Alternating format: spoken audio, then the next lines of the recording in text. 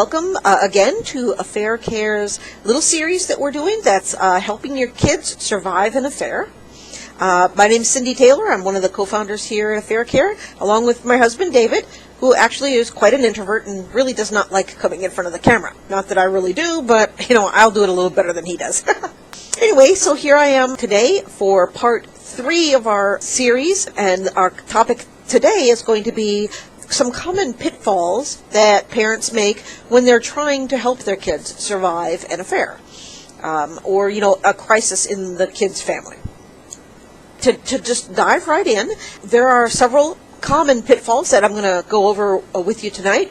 So let's go over those common pitfalls together, see if we can't go over them one by one and get a little deeper understanding about what the pitfall is and maybe a more healthy reaction so that you can help your kids to survive this affair. So I'm going to do my best to speak like it could be either parent, that's the loyal one, and either parent, that's the disloyal one. And I'm doing that because frequently there'll be places that will act like it's always the husband who cheats and the wife is the poor loyal victim. Or, alternatively, it's always the wife who cheats and the husband is just completely blindsided. No, we don't want to do that. Either side could be loyal. Either gender, could be loyal, and either gender could be disloyal. So I'm going to try to keep it like somewhat neutral there. And likewise, I'm going to assume that there is actually a marriage. That is to say, not that they've lived together or there's an engagement, but if there's a marriage, and thus not only the commitment between the people, it was in front of their friends and family. There's some authoritative, like usually it's a judge or a pastor, that kind of thing, who has, yep, this is a marriage, okay? And that there are children, progeny of the marriage, that is to say, at least one and possibly more children. So we're making those assumptions, and one of the parents has become involved in an affair. That will be the disloyal spouse. One of the parents maybe didn't see that coming, and they are not having an affair. That's the loyal spouse. And the other person with whom the disloyal spouse is having the affair, that will be the affair partner. Okay, so we have all our terms. We're all on the same page here. So the first common pitfall that parents will fall into when they're helping their kids try to get through an affair is that probably the most common one you've heard of. That is to say that they lean on their children as if the children are their peers, or like as if the children are adults. Maybe they will, the loyal spouse is so heartbroken and they express the full angst of their heartbreak to their children. Or likewise, they maybe expect, let's say, as an example, if it is the husband who ran off with the secretary, then they expect their son, who's like a 15-year-old, kid, to sort of step in and be the replacement dad. They're putting the burdens of an adult person onto their children. Maybe letting the kids hear their own adult things that they are dealing with, and they're expressing that to their children. I would personally encourage parents to, you don't have to be dishonest with your children, but be age appropriate. And that does not include dumping all of the weight of your burden onto children. Children do need to be told the truth, because this is going to help them to figure out which parent is consistent and dependable and which parent is not, or maybe both parents are. Do you know what I'm saying? I'm not encouraging you to lie to your children, but they are children, and that is to say they don't have the coping tools that you would as an adult. They don't have the life experience that you would as an adult, and so consequently, if you are an adult and you're having trouble bearing this burden, imagine what it would be like to be a child, and you don't have the skill to deal with it at all because you just haven't had that much life experience yet. So do not treat your children like they are little adults and your peers. If you need that kind of help, please turn to your peers. And I would specifically direct you toward parents, towards your own brothers and sisters who are your same age, brothers and sisters in Christ who are at your church, your pastor, Or perhaps, you're in your life some other fairly wise mentor whom you trust. That is also, again, an adult. Go there and express your stuff with them. Don't dump this on your kids. That's the most common pitfall. The next two kind of go together. One is one that loyal spouses tend to do, and the other one is one that disloyal spouses sort of tend to do. The loyal spouses, they tend to speak badly of the other parent. That is to say, they'll go around and say, your father's with that blinkety-blinking whore, or they'll say, your mother, that crazy witch, has gone off with that piece of, you know what I'm talking about, right? And the reason that this is a pitfall is that to your children, this is their parent that you're talking about. Now, you, as an adult, they may have committed a big issue, a big thing against you and done something extremely harmful to your marriage and your family. But to the children, for the entirety of their life, that person will be their parent. And so consequently, when you talk poorly of their parent like that, you're also somewhat reflecting poorly on them. And they take it very personally, because this is someone that from the kid's point of view, if they're very young, they may still think of them as pretty cool, if you know what I mean. My dad's, when you're little, you think of your dad as, wow, he's awesome, and your mom is the most beautiful woman on the planet. So you don't want to talk poorly about your the kids, the parent, that way. But just in addition, just the Bible nowhere says, hey, go around and talk poorly about someone. Now, I will put in this little condition that speaking the truth is speaking the truth. That is to say, you don't put it in such a way like, that dirty, rotten slut went off with some other man again. That's the derogatory part. You might say, your mommy and I disagree. I personally believe that mommies and daddies should only love each other. And, I'll let your mom say what she believes, but for me, I believe just staying at home and loving her only. You see what I mean? This is not putting it like you just said, hey, your mom's a slut. You put it in truthfully, but by the same token, in a way that kids can kind of, like, they know they can come to you and their mom is still their mom. And that's the equal one, or what I mean, the other side of the coin, the one that the disloyal spouses tend to do, is thinking that the kids will be happy for them. Like, let's see, kids, I just destroyed your family, broke up the stable household that you were depending on, made you move, made you switch schools, made you lose your bedroom and all your friends and the people down at the block that you liked to play with, all because I wanted to be with this other person, and you're going to be happy about that. Well, I love you, but that is just stupidity. The kids are not going to think to themselves, oh, I sure am glad that Dad is happy, even though he destroyed my life. The kids are not going to be happy. They will not think to themselves, oh, gee, thanks, Mom, or thanks, Dad, for wrecking my life for this other person. They're going to think, why did you do all that for some other person? It's just some other person, right? They're kids. They're not going to see it like... Now, I will say that it's conceivable that children might appreciate the lack of fighting, because at the end of when there's an affair or there's a marriage that's falling apart and the mom and the dad are really fighting a lot, that can really wear on the heart of the children. And so they may appreciate the lack of the screaming and yelling. That I could see. But nope, do not think that, that's a common pitfall. Your kids are not going to be happy for you. They are going to be upset that their life was destroyed. Okay, let's move on to the next little common pitfall parents make. And both loyals and disloyals do this pretty equally, I think, and that is not allowing your kids to express their feelings. So, for example, kids are naturally going to have a reaction to the fact that their life is changing, and it's changing pretty drastically. It's not like they have to, change their bedspread from blue to yellow. This is a big one. This is a drastic change, and they're going to have some feelings about it. But some parents will have a tendency to either tell their kids to just, I don't want to hear it, right? Or likewise, they might say something like, the kids are not allowed, if the kid says, Dad, I'm not cool with you doing this to me and Mom, it's like, your mom put you up to this, or see what I mean? So it's really common for the parents to not let, kind of suppress the facts that the kids, and my encouragement would be to basically do the exact opposite. The kids are going to have their feelings. I would say encourage them to say what they think, and to feel like it's safe for them to have the feelings that they have, and then express them before it's an explosion. Teach them.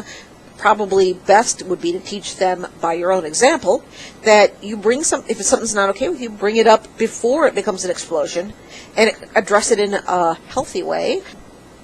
Here's my issue, and here's what I'd like to request, rather than waiting and waiting and waiting till it builds up, and then you're screaming and yelling and dealing with it inappropriately. And if your kids have the courage and the honesty to say to you, I am not happy about what you did, bear in mind that is maybe their opinion. They may not have all the facts. They may have been told something by the other parent and you don't know. But again, they're children, so they don't need to know every little fact, and it is okay to give them a place where they are allowed to be who they are, if that makes any sense. So we'll just go with that. The next little common pitfall, again, pretty equal between the loyals and disloyals, is not keeping your word. Now, obviously, you'd think that the disloyals are going to way outstep this one, because they're going to make all kinds of promises to the kids and then not do it, right? And but a lot of loyal spouses actually do this one as well, which is they lie to the kids, thinking, well, but if I told them everything, it would hurt them. So they will either one of two things, right? Either they're going to directly actually tell them the wrong thing, the lie, like, oh no, your daddy will be back, right? Maybe because they're hoping that it will, or likewise omitting stuff. So they know something's happening, and I'm like, I just haven't told the kids because we haven't decided what to tell them yet, so we're just telling them nothing. Like as if they're not going to notice that all of a sudden one parent isn't coming home anymore. So my advice on this common pitfall is to tell your children the truth. Keep your word. If you say that you're going to do something for them or with them, do that. And if you cannot, because that does happen, plans change, that kind of thing, then make sure that you get with them ahead of time. Let them know that it has changed. Reach some agreement with them so that they know that you are keeping your word and that kind of thing. Make sure that they understand that there is one parent, and hopefully both, who will tell them the honest truth, and that it's, even though it may be scary to hear the truth sometimes, it's also very reassuring to know that, boy, even if it's scary, I know Mom will tell me. So be that parent, and encourage your other spouse to be that way too. Another really common one, spoiling your kids to make up for it. That is to say, I know that the kids are going through kind of rough time now, so I'm the spouse with more money, so I'm going to try to buy their love. I'm going to buy them all the little gadgets that they always wanted that we could never afford. I'm going to go buy that for them now, right? And you're thinking this will get the kids on your side. Or maybe another one is don't discipline them anymore. You're going to spoil them. You're going to let them get away with murder, right? Because, they're going through a hard time right now, okay? This is not the time for that. This is the time for a kid to see, again, this kind of goes along with the keeping your word part, consistency. If you say no, mean no, consistently apply no, and enforce no. It's up to you. Don't make your spouse the bad guy. You hold the laws in your own home. If you normally would have bought your kid, said to your kid, no, you cannot have a cell phone until you're 11, whatever the rule is in your house, then don't get them a cell phone until they're 11. This is not the time to be falling into this pitfall of spoiling your children. It does not build their character to all of a sudden be spoiled rotten. The next common pitfall that we see is, it's just a little bit different. It's not taking the time for touch. This one usually falls, I would say I see this maybe a little bit more in the disloyals. it's different between the two, let's just say that. For a loyal spouse, what happens is they are usually so wrapped up in their own pain and anguish and whatnot that they forget that their kids are also in pain and anguish. Or maybe they see it now and then, but, and we'll talk about, somehow it gets lost in the jumble of the crisis to take time, do something that's just not involved an affair and all that hubbub, and spend some time touching. And by that I just mean give your kids a hug, pat them on the back, touch their shoulder, like you would, because that is going to be very important, both for the parent and for the child. It's a connection. Okay? On the disloyal side, it's the same thing, not any time for touch, but what it is, the disloyal one is so wrapped up in the la la la of being in love with the affair partner that they forget that there's a child and that I'm the adult and this child needs me. So here's the kid over here sitting by themselves all alone, and the parents off in la la land being in love with their affair partner. The kid does not get the one-on-one time that they need. So that's the common pitfall, and of course my advice would be to put your own issues and fears and aside and take the time that you need to for your kids, especially if you can, hugs, touch them on the shoulder, that kind of thing. Okay, the second to last final common pitfall that we're going to discuss is setting unrealistic expectations. Now, this one is a little bit vague, but I see this happen on both kinds of both parents, where one will expect the kids to, just go to school and continue. Like, your grades should not waver one little bit. One will expect the kids to behave exactly the same, and yet the parents even sometimes will be, so flustered they can't be productive at work, or likewise, there'll be some little regression in the way that a parent behaves. In real life, when a child has this kind of, it's basically a crisis for them as well. Again, they don't have the tools to deal with it like we adults do. It's pretty frequent that they will regress a little bit. There may be some issues with anger or acting out in school or in class or at home where they are, because, especially at home, because they're with one parent that they feel like is pretty safe. They will act out some of the stuff that has been broiling underneath in their thoughts. They're probably going to have some time, a minimum, a little while where they're not as productive at school or able to do that kind of like concentrating, because they're so hurt. Their life is changing too, and they have difficulty dealing with it.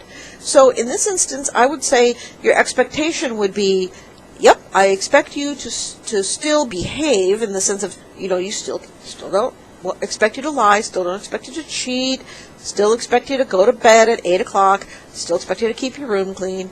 Those things, that's kind of realistic, but also have some realistic expectations to say, I expect it could get bumpy at times. I expect there could be times where an issue boils to the surface, especially with the kids. Expect them to maybe need some time off to deal with it.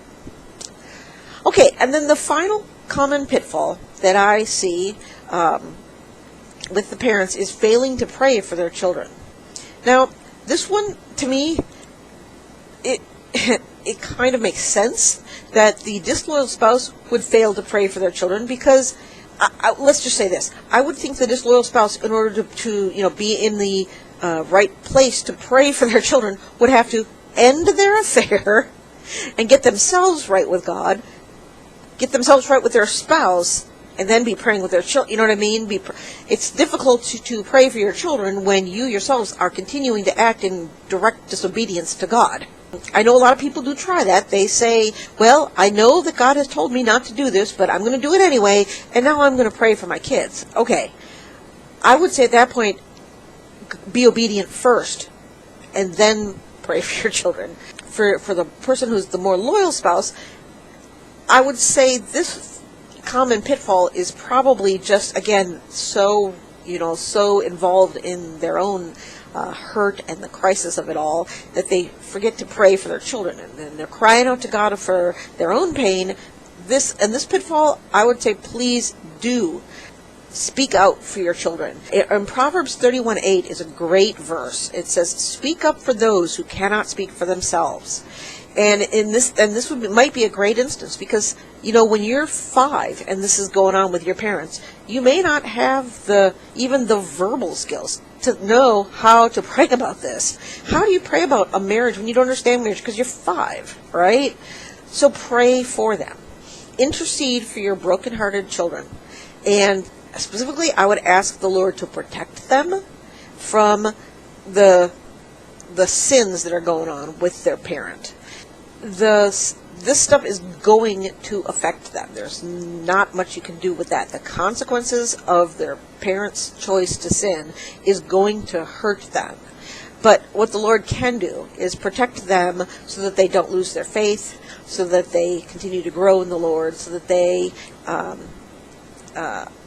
continue to obey Him, that kind of thing. So these are the most common pitfalls we see when people are trying to help their children survive an affair. I hope that these have given you some things to think about. If you have some other common pitfalls that you know of that you see, frequently see parents doing, I would invite you to add them as a comment here on the blog if you're reading on our site. If you're watching the video on YouTube, you could certainly add a comment.